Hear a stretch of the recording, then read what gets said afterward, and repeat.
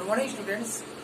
पिछली कक्षा के क्रम में ही हम लोग शुरुआत करेंगे जो हम लोग पढ़ रहे थे द्वितीय महायुद्ध के पश्चात विज्ञान शिक्षण के उद्देश्य। इसमें से हम लोगों ने चर्चा किया था 6 से 8 पर, उसी को अब एक्सप्लेन करेंगे। पहला जो था वह क्रियात्मक सूचना तथा विज्ञान के तथ्य, अथवा कह सकते हैं विज्ञान के तथ्य, दैट मीन्स फंक्शनल इंफॉर्मेशन और फैक्ट्स ऑफ साइंस। इसके तहत तथ्य वास्तविक घटनाओं एवं प्राकृतिक घटनाओं का वर्णन करते हैं।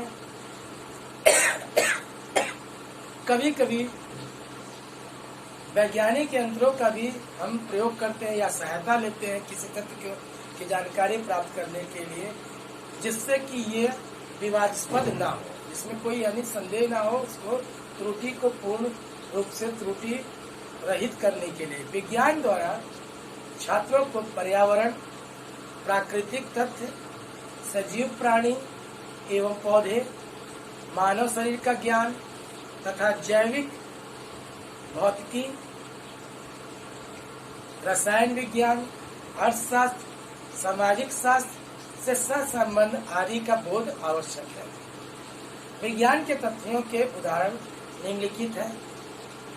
पहला, वायु में भार होता है और वह स्थान गिरती है।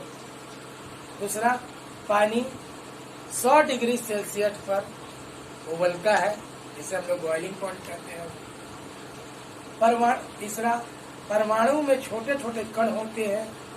पहले हम लोग सबसे छोटी इकाई को मानते थे परमाणु, लेकिन उसमें भी छोटे छोटे कण होते हैं, इलेक्ट्रॉन, प्रोटॉन, न्यूट्रॉन इत्यादि जिसे कहते हैं। इसके बाद और भी पढ़े कि इसके भी अंदर होता है, आइसोइलेक्ट्रॉनिक्स होते हैं और पॉजिट्रॉन्स होते हैं, न्यूट्रिनो होते हैं, ये सब जानकारी। अगला, सूर्य पूर्व दिशा से निकलता है और निकलते समय सुबह जो होता है, जो लालिमा होती है 2 मिनट पहले दिखती है, और उसी तरह से डूबते समय लालिमा 2 मिनट बाद तक दिखती है। पौधे के जो पर्ण हरिम के कारण हरे होते हैं, डेट मीन्स उसमें क्लोरोफिल होता है, जिसके कारण वो ग्रीन दिखते हैं, पिगमेंट के कारण। विटामिन सी की कमी से के कारण स्कर्वी रोग होता है। यानी ये सब चीजें जो बच्चों को, सभी छात्रों को लगभग जो तथ्य जिसकी जानकारियां है, तथ्यात्मक ज्ञान इसके कारण होता है।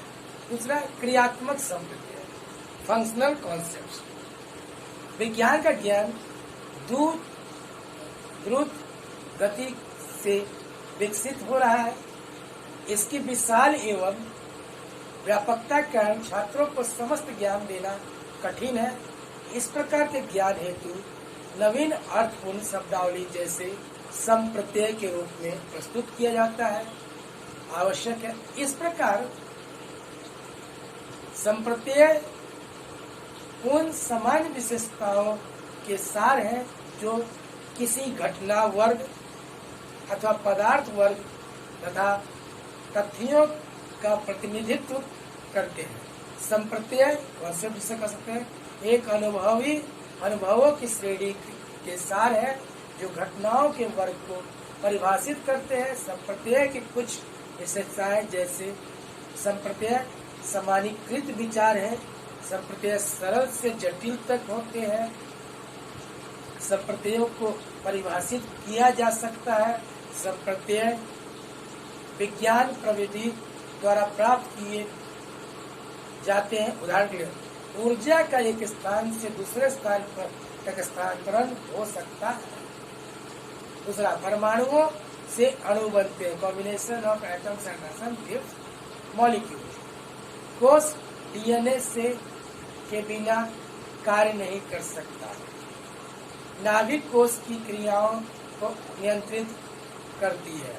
तीसरा पॉइंट जो है, सिद्धांतों एवं सामान्यीकरण का क्रियात्मक अवबोध, functional understanding of principles and generalisation.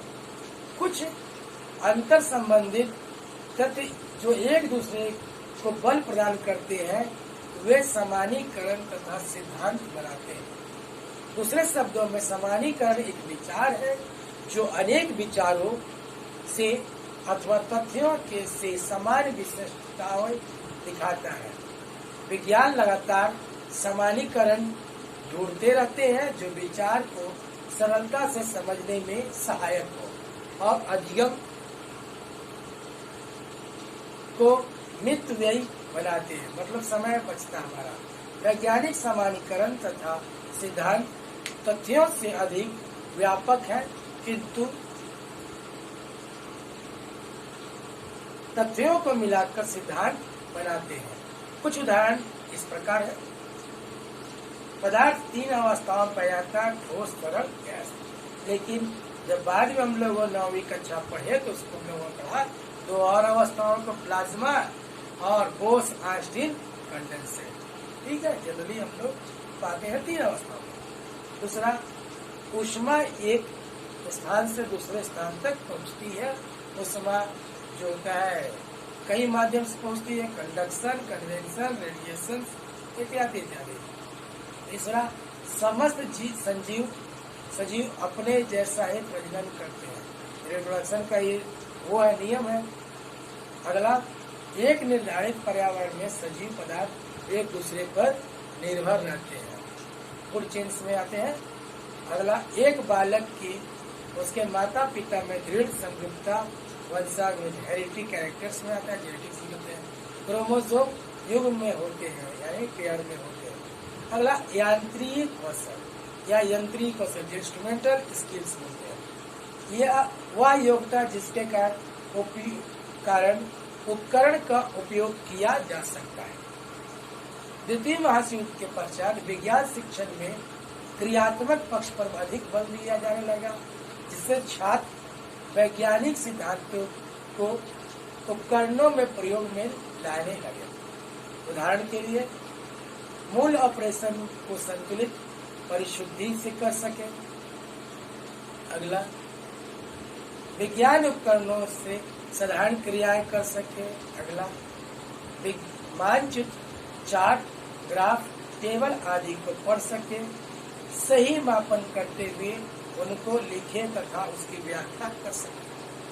5वां पॉइंट, समस्या समाधान कौशल। समस्या समाधान में वे सभी क्रियाएं होती है जिनमें पूर्व अनुभव के साथ साथ इस समय की समस्या के भागों का विज्ञान हो, जिससे वांछनीय उद्देश्य की प्राप्ति होती है। इस प्रकार की क्रियाएं द्वारा समस्या के हल संबंधी प्रणाली को ढूंढना संभव होता है। समस्या समाधान योग्यता में निम्न भाग सम्मिलित है। पहला, समस्या पहचानना अथवा समस्या की अनुभूति करना। दूसरा, समस्या को परिभाषित करना। तीसरा, समस्या संबंधित समस्त तथ्य एवं संकेतों का अध्ययन करना। अगला, प्रयोगात्मक परिकल्पना का स्पष्टीकरण करना। अगला, उपयुक्त परिकल्पना का चयन। अगला, प्रयोगात्मक रूप से परिकल्पना का परीक्षण।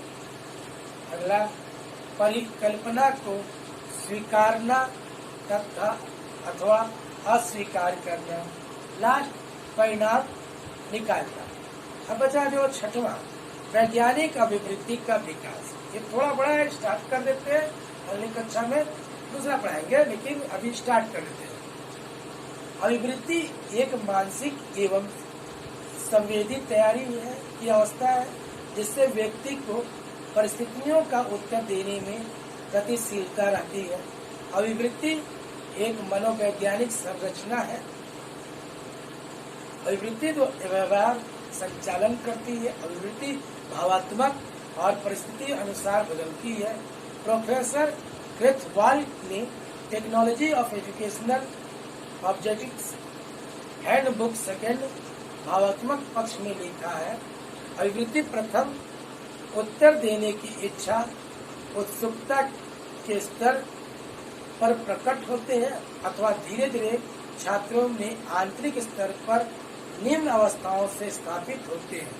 उत्तर में संतोष होना, उत्तर में असंतोष भी होना इत्यादि वगैरह पे चर्चा करते हैं। अगली कक्षा में इसको हम पढ़ेंगे। धन्यवाद।